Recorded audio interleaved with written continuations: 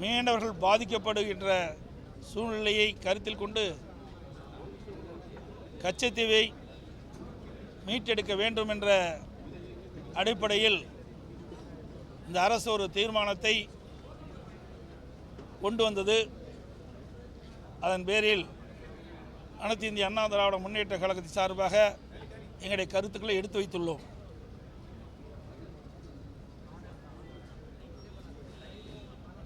மத்தியிலே காங்கிரஸ் ஆட்சி இருந்த காலத்தில் 1974ஆம் ஆண்டு இந்திய நாட்டிற்கு உட்பட்ட கச்சத்தீவை இலங்கை அரசுக்கு இந்திய அரசு தாரை வார்த்து கொடுத்து விட்டது. அப்பொழுதே பொன்மனச்செம்மல் புரட்சித் தலைவர் எம்ஜிஆர் இருந்த காலம் அதை நாங்கள் கடுமையாக எதிர்த்தோம். இதனால் தமிழ்நாட்டு மீனவர்கள் கடுமையாக பாதிக்கப்படுவார்கள். காலங்காலமாக கச்சத்தீவை தமிழ்நாட்டு மீனவர்கள் பயன்படுத்தி வந்தார்கள். நம்முடைய மீனவர்கள் கச்சத்தீவிலே ஓய்வெடுப்பதற்கும் வலைகளை உலர்த்துவதற்கும் அங்கே அதை பயன்படுத்தி வந்தார்கள். அதோடு அந்த பகுதியில் மீன் பிடிக்கின்ற அந்த உரிமையும் பறி போய்விடும் என்ற அச்சத்தின் அடிப்படையில் தான் அன்றைய தினம் புரட்சித் தலைவர் எம்ஜிஆர் அவர்கள் இதை எதிர்த்தார். நம்முடைய மீனவருடைய உரிமை முழுவதும் பறி போய்விடும். ஆகவே இதை மத்திய அரசு கைவிட வேண்டும் என்று அன்றைய தினமே குரல் கொடுத்தார். அன்றைய தினம் திராவிட முன்னேற்ற கழக அரசு தமிழகத்திலே ஆண்டு கொண்டிருந்தது. மறைந்த கலைஞர் அவர்கள் தமிழகத்துடைய முதலமைச்சராக இருந்த காலகட்டம். அப்பொழுது உரிய நடவடிக்கை எடுக்காத காரணத்தினாலே கச்சத்தீவு இலங்கைக்கு இந்திய அரசு தாரை வார்க்கப்பட்டு விட்டது. அன்றிலிருந்து இன்று வரை நம்முடைய மீனவர்கள் சோதனைக்கு உள்ளாகி இருக்கின்றார்கள். கச்சத்தீவை சுற்றி மீன் பிடிக்கின்ற உரிமையும் பறிபோய்விட்டது. கச்சத்தீவிலே நம்முடைய மீனவர்கள் சென்று ஓய்வெடுக்கின்றது, வலைகளை உலர்த்துவது போன்ற பயன்பாட்டுக்கு கச்சத்தீவை பயன்படுத்த முடியாத ஒரு சூழ்நிலை ஏற்பட்டு விட்டது. அதோடு இதை மீட்டெடுப்பதற்காக திராவிட முன்னேற்ற கழக கட்சி எந்தவித நடவடிக்கையும் எடுக்கவில்லை. மத்தியிலே 16 ஆண்டு காலம் ஆட்சி அதிகாரத்தில் இருந்த ஒரே கட்சி திராவிட முன்னேற்ற கழகம்தான். 16 ஆண்டு காலத்தில் 5 பிரைம் மினிஸ்டர், 5 பாரத பிரதமர்கள் நாட்டை ஆண்டிருக்கின்றார்கள். அதில் 5 பிரதமர் ஆண்ட போதும் திராவிட முன்னேற்ற கழகத்தைச் சேர்ந்த நாடாளுமன்றர்கள் அமைச்சராக இடம்பெற்றுகின்றார்கள். அதாவது திரு விபி சிங் அவர்கள் பாரத பிரதமராக இருந்த பொழுதும் சரி, திரு தேவகவுடா அவர்கள் பாரத பிரதமராக இருந்த பொழுதும் சரி, திரு ஐகே குஜரால் அவர்கள் பாரத பிரதமராக இருந்த பொழுதும் சரி, திரு வாஜ்பாய் அவர்கள் பாரத பிரதமராக இருந்த பொழுதும், திரு மன்மோகன் சிங் அவர்கள் பாரத பிரதமராக இருந்த பொழுதும் திராவிட முன்னேற்ற கழக கட்சியைச் சேர்ந்த நாடாளுமன்றர்கள் அந்த அமைச்சரவையிலே மத்திய அமைச்சரவை இடம்பெற்றார்கள். ஆக 16 ஆண்டு காலம் மத்தியிலே ஆட்சி அதிகாரத்தில் இடம்பெற்றிருந்த இந்த திராவிட முன்னேற்ற கழகம் ஏன் இந்த மீனவர் பிரச்சனையை தீர்க்கப்படவில்லை? ஏன் கச்சத்தீவை மீட்பதற்கு எந்த முயற்சியும் எடுக்கவில்லை? அதைத்தான் நாங்கள் சட்டமன்றத்திலே நான் கேள்வி எழுப்பினேன். அதை பேசுவதற்கு, முழுமையாக பேசுவதற்கு சட்டப்பேரவையில் அனுமதிக்கவில்லை. இப்பொழுது தேர்தல் வருகிறது, அடுத்த ஆண்டு தேர்தல் வரப்போகுது. அந்த தேர்தலை ஒட்டி இன்றைய முதலமைச்சர் அவர்கள், திராவிட முன்னேற்ற கழக அரசு திமுக கட்சி ஒரு நாடகத்தை அரங்கேற்றிருக்குது. இந்த தீர்மானத்தின் மூலமாக ஏதோ மீனவர்களுக்கு நன்மை செய்வது போல இந்த தீர்மானத்தை கொண்டு வந்து அவையிலே வைத்து விவாதித்திருக்கின்றார்கள். உண்மையிலேயே மீனவர்களுக்கு துரோகம் செய்து திராவிட முன்னேற்ற கழக கட்சி அடுத்த ஆண்டு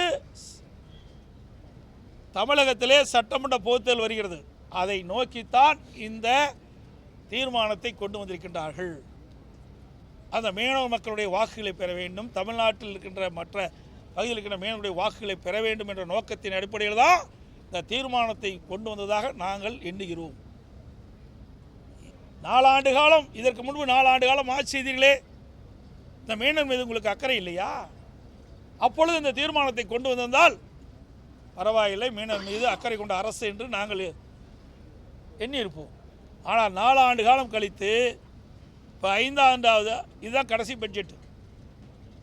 இப்பொழுது இந்த மீனவர் நலன் சார்ந்த கச்சத்தீவை மீட்போம் என்று ஒரு தீர்மானத்தை சட்டமன்றத்திலே கொண்டு வந்து இன்றைக்கு மீனவர்களை ஏமாற்றுகின்ற ஒரு நாடகத்தை தான் என்று நாங்கள் கருதுகிறோம்.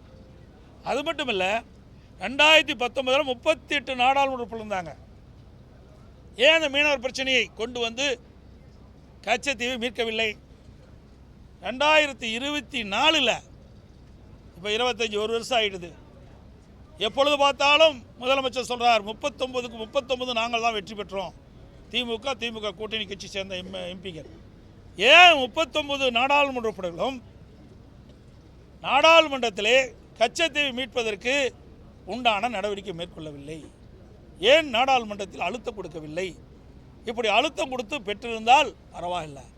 இதையெல்லாம் விட்டுவிட்டு அடுத்த ஆண்டு தமிழகத்தில் நடைபெறுகின்ற சட்டமன்ற தேர்தலை மனதிலே வைத்துத்தான் இந்த தீர்மானத்தை கொண்டு வந்திருக்கிறார். அது மட்டுமல்ல, இதையும் புரட்சி தலைவி அம்மாவில் இருக்கின்ற பொழுது இன்றைக்கு மத்தியிலே யார் ஆட்சிக்கு வந்தாலும் இந்த கச்சத்தீவை மீட்பதிலே முடியாத ஒரு சூழ்நிலை ஏற்பட்டுகின்றது. ஆர்ப்பாட்டம் நடத்துகிறோம், கச்சத்தீவை மீட்க போராட்டம் நடத்துகிறோம், அப்போ இருக்கிற பிரதமருக்கு கடிதம் எழுதுகிறோம், அதனால் எந்த பலனும் இல்லை. அதனால் இந்த கச்சத்தீவை மீட்பதற்காக 2008ஆம் ஆண்டு அனைத்து இந்திய அண்ணா திராவிட முன்னேற்ற கழகத்தினுடைய பொதுச் செயலாளர் இருந்து கட்சியின் சார்பாக அம்மா அவர்களே தன் இணைத்துக் கொண்டு வழக்கை தொடர்கிறார் உச்சநீதிமன்றத்தில். 2011 ஆட்சி மாற்றம் ஏற்படுகிறது. புரட்சி தலைவி அம்மா தமிழகத்துடைய முதலமைச்சராக வராங்க. வந்த பிறகு அரசாங்கத்தையும் அந்த வருவாய்த்துறையும் அதை இணைத்துக் கொள்ளப்பட்டு விட்டது. ஆக ஆட்சியில் இருந்தாலும் இல்லாவிட்டாலும் மீனவருடைய பிரச்சனையை தீர்க்க வேண்டும் என்ற ஒரே எண்ணத்தின் அடிப்படையிலே இதை நாங்கள் எடுத்து அவருடைய பிரச்சனை தீர்ப்பதற்காக நாங்கள் முயற்சித்துக் கொண்டிருக்கின்றோம். அப்பொழுது 2008 2011 வரைக்கும் மாநிலத்தை திமுக ஆட்சி, 2008 13 வரைக்கும் மத்தியிலே திமுக கூட்டணி ஆட்சி. மத்தியில் திமுக அங்கம் வைக்குது அந்த கூட்டணியில். அப்பொழுதும் மாண்பு அம்மா அவர்கள் உச்சநீதிமன்றத்தில் வழக்கு தொடர்ந்தார்கள், அதில் இணைத்து கொண்டிருந்தால் கூட பரவாயில்ல, அப்பொழுதும் பொருட்படுத்தவில்லை. அப்படின்னா இவர்கள் எப்படி மீனவர்கள் மீது அக்கறை கொண்ட அரசாக இருக்க முடியும் என்பதை, அக்கறை கொண்ட கட்சியாக இருக்கும் என்பதை நாம் எண்ணி பார்க்க வேண்டும். அது மட்டுமல்ல, மாண்பு அம்மா அவர்கள் இந்த நீதிமன்றத்தில் வழக்கு தொடர்ந்த நோக்கமே 1960ஆம் ஆண்டில் உச்சநீதிமன்றத்தில் ஒரு தீர்ப்பு வந்தது. அதன் அடிப்படையில் அன்றைய மத்திய அரசு பெருவாரி பள்ளம் என்னும் பகுதியை அன்றைய ஈஸ்ட் பாகிஸ்தானுக்கு தாரை வார்க்க வேண்டும் என்று விரும்பியது. அப்போது அது வங்காளதேஷ் அன்றைய தினம் அது கிழக்கு பாகிஸ்தானுக்கு, ஈஸ்ட் பாகிஸ்தானுக்கு என்று குறிப்பிட்டிருந்தார்கள் வழங்குவது. அப்போ இதை பற்றி ஜனாதிபதிகள் கருத்து கேட்டது. உச்சநீதிமன்றம் தெளிவாக தீர்ப்பளித்தது. இதில் கிழக்கு பாகிஸ்தானுக்கு தாரை வார்த்து செல்லாது என்று உச்சநீதிமன்றம் கொடுத்தது. அதாவது வங்காளதேசிலிருந்து ஈஸ்ட் பாகிஸ்தான் கொடுத்தது செல்லாது என்று தீர்ப்பளிக்கப்பட்டது. அந்த அடிப்படையில் தான் இந்த வழக்கை தொடர்ந்தார்கள். அதேபோல் இந்தியாவில் எந்த ஒரு பகுதியும் அயல் நாட்டிற்கு வழங்க வேண்டும் என்றால் நாடாளுமன்றத்தில் இரு அவைகளிலும் ஒரு அரசியல் சாசன திருத்தத்தை கொண்டு வந்து ஒரு கான்ஸ்டிடியூஷனல் அமெண்ட்மெண்ட் கொண்டு வந்து அதன்படி நாடாளுமன்றத்தின் இரு அவைகளிலும் ஒப்புதல் பெற்றுத்தான் இந்தியாவின் எந்த ஒரு பகுதியும் அயல் நாட்டிற்கு வழங்க முடியும். அந்த கருத்தின் அடிப்படையில் தான் இந்த வழக்கை தொடரப்பட்டது என்பதையும் தெரிவித்துக் கொள்கின்றேன். ஆக அனைத்து இந்திய அண்ணா திராவிட முன்னேற்ற கழக தலைவர்கள் பொன்மனச்செம்மல் புரட்சித் தலைவர் எம்ஜிஆர் காலத்திலும் சரி, இதே புரட்சித் தலைவர் அம்மாவுடைய காலத்திலும் சரி, அம்மாவுக்கு பிறகு அம்மாவுடைய அரசும் சரி, மீனவர்கள் மீது அக்கறை கொண்டு கச்சத்தீவை மீட்பதற்கு அனைத்து வழியிலும் நடவடிக்கை எடுக்கப்பட்டது என்பதை தெரிவித்துக் கொள்கின்றேன். ஆனால் திராவிட முன்னேற்ற கழகம் 16 ஆண்டு காலம் மத்தியிலே ஆட்சி அதிகாரத்தில் இருந்து அதை பயன்படுத்தாமல் தன்னுடைய குடும்பம்தான் முக்கியம், குடும்பத்திற்கு அதிகாரம் வேணும், ஆட்சி அதிகாரத்தில் வேணும், அதைத்தான் பார்த்தாங்களே ஒழிய தமிழ்நாட்டுக்கிட்ட மீனவர்களை பற்றி கவலைப்படவில்லை. உண்மையிலேயே கவலைப்பட்டிருந்தால் ஆட்சி அதிகாரம் இருக்கும்போதே இதற்கு ஒரு முடிவு கட்டி இந்த கச்சத்தீர்வை மீட்டெடுத்திருக்கலாம். கடந்த 4 ஆண்டு காலத்தில் 54 முறை நாங்கள் மத்திய அரசுக்கு கடிதம் எழுதியிருக்கோம். அதான் அம்மா தெளிவாக சொல்லிட்டாங்கல்ல. 2011 அம்மா ஒரு தீர்மானம் கொண்டாடுறாங்க, புரியுதுங்களா? அப்போ தீர்மானத்தில் தெளிவுபடுத்துகிறாங்க. அப்போ அழகாக அவர்கள் பேசுகின்ற பொழுது அழகாக தெரிவிக்கின்றார்கள். அதில் தான் அந்த கருத்தை நான் சொன்னேன். இன்றைக்கு மத்தியிலே 2011 அம்மா பேசுது, மத்தியில் யார் ஆட்சிக்கு வந்தாலும் எத்தனை முறை கடிதம் எழுதினாலும் அதுக்கு எந்த பலனும் இல்லை, ஆர்ப்பாட்டம் நடத்தினாலும் பலன் இல்லை, அதுபோல் அனைத்து கட்சி கூட்டம் நடத்தினாலும் பயன் இல்லை. ஆகவே தான் இதற்கு ஒரே தீர்வு, உச்சநீதிமன்றத்தில் வழக்கு தொடர்ந்து அதன் மூலம் நம்முடைய உரிமையை மீட்டெடுப்பதற்கு இதுதான் சிறந்த வழி என்று அம்மாவில் உச்சநீதிமன்றத்தை நாடினார்.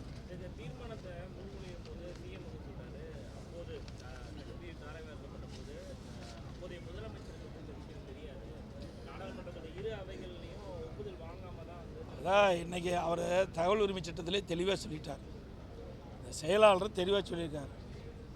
அரசுக்கு தெரிவிக்கப்பட்டு விட்டது, முதலமைச்சருக்கு தெரிவிக்கப்பட்டது 1974 தெரிவிக்கப்பட்டது என்று தகவல் உரிமை சட்டத்தின் மூலமாக பெற்றிருக்கிறாங்க. அவர்கள் இப்பொழுது ஏதோ மறைத்து பேசுகிறார்கள். சரி, அதுக்கு பிறகு எத்தனை ஆண்டு காலம் மத்தியில் ஆட்சி அதிகாரம் இருந்தாங்க, அப்படியே வைத்துக் கொள்ளலாம். 16 ஆண்டு காலம் மத்தியில் ஆட்சி அதிகாரத்தில் இருந்தாங்கள்ல, அப்போ தானே இதை நிறைவேற்ற முடியும். ஆட்சி அதிகாரத்தில் இல்லாத போது எப்படி நிறைவேற்ற முடியும்? உண்மையிலேயே மீனவர்கள் மீது அக்கறை இருந்தால், கச்சத்தீவை மீட்க வேண்டும் என்று அக்கறை திராவிட முன்னேற்ற கழகத்தில் இருக்கப்பட்டிருந்தால் 16 ஆண்டு காலம் 5 பிரதமர்கள் அந்த அவருடைய அமைச்சரவையில் இடம்பெற்றிருந்தீங்களே, அப்புறம் கேட்டு இந்த கச்சத்தீவை மீட்டுக்கலாம்ல, ஏன் செய்யலை? ஆமாம், அடுத்து வருகின்ற சட்டமன்ற தேர்தலை எண்ணித்தான் இந்த தீர்மானத்தை கொண்டாந்துருக்கிறாங்க. சமீபத்தில் நீங்கள் டெல்லி சென்ற போது இது குறித்து பேசுனீங்களான்னு முதலமைச்சர் கேட்க. ஏங்க, நாங்கள் ஏற்கனவே எங்களுக்கு ஆட்சி அதிகாரமாக இருக்குது. ஆட்சி அதிகாரம் இருக்கும்போது நான் தெளிவுபடுத்தினேன். நாங்கள் முதலமைச்சர் இருக்கும்போது மீன்வளத்துறை அமைச்சர் திரு ஜெயக்குமாரை நேரிலேயே அழைச்சிட்டு இருக்கணும், பாரத பிரதமர் இல்லத்திலேயே பேசணும். 1/2 மணி நேரம் பேசினார் அவர். எந்தெந்த வகையில் மீனவர் பாதிக்கப்படுறாங்க, யார் எப்போ அனுமதி கொடுத்தாங்க, அதிலிருந்து அம்மா வழக்கு போட்டதிலிருந்து எல்லாமே எடுத்து சொன்னோம். எங்களுடைய கடமை நாங்கள் சரியாக செஞ்சோம். எங்களுக்கு அந்த வாய்ப்பு கிடைக்கல. 16 ஆண்டு காலம் மத்தியிலே ஆட்சி அதிகாரம் கிடைச்சிருந்தா நிச்சயமாக மீனவர் பிரச்சனை தீர்த்திருப்போம். ஏன்னா காவிரி நதிநீர் பிரச்சனை வந்தது, அப்போ என்ன நடந்தது உங்களுக்கு தெரியும். நான் அடிக்கடி அதையும் திருப்பி சொல்ல வேண்டிய அவசியம் இல்லை. தமிழ்நாட்டு மக்களுடைய உரிமைகளை காத்தமா இல்லையா? அதே போல் ஹைட்ரோ கார்பன் பிரச்சனை வந்தது, புரிந்துணர்வு ஒப்பந்தம் போட்டது திமுக. நம்முடைய டெல்டா மாவட்ட விவசாயிகள் பாதிக்கப்பட என்று எண்ணெய் இருந்தவுடன் அவள் வைத்த கோரிக்கையின் அடிப்படையில் பாதுகாக்கப்பட்ட வேளாண் மண்டலத்தை கொடுத்தோம். அதே போல் நடுவர் மன்ற இறுதி தீர்ப்பு 2007 வந்தது. அப்போ யார் மத்தியில்? திமுக அங்கம் வைக்கின்ற காங்கிரஸ் கூட்டணி ஆட்சி அமைச்சது. திமுக இங்கே ஆட்சியில் இருந்தது. அப்போ 3-4 மாத காலம் மத்திய அரசியலில் நடுவர் மன்ற இறுதி தீர்ப்பை 2007 வெளியிடாகிறதுல எல்லாம் நீதிமன்றத்துக்கு போயிட்டாங்க. அப்போ மாண்பு அம்மா அவர்கள் தான் உச்சநீதிமன்றத்தை நாடி தீர்ப்பை பெற்றாங்க. எல்லாமே தமிழ்நாட்டின் நலன் சார்ந்த பிரச்சனைக்கு அதிமுக தான் துணை நின்றது. எல்லா வகையிலுமே திராவிட முன்னேற்ற கழகம் எதிர்த்து தான் இருந்தது ஒழிய தமிழ்நாட்டு மக்கள் மீது அக்கறை கொண்டதாக சரித்திர முடியாது, வரலாறு கிடையாது. அனைத்து ஊடக நண்பர்களுக்கும் நன்றி, வணக்கம்.